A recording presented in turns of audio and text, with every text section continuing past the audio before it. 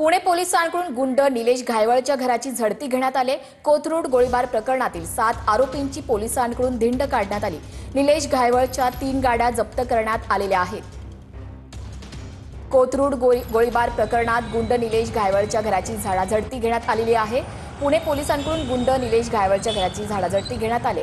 कोथरूड गोळीबार प्रकरणातील 7 आरोपींची पोलिसांनी धिंड देखील काढलेली आहे। निलेश घायवळ हा लंडनला गेल्याची सध्या माहिती सुद्धा मिळते।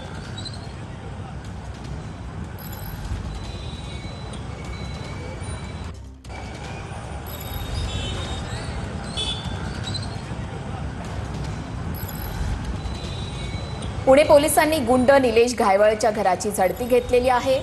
कोथरूड गोळीबार प्रकरणातील 7 आरोपींची पुणे पोलिसांनी धिंड सुद्धा काढलेली आहे।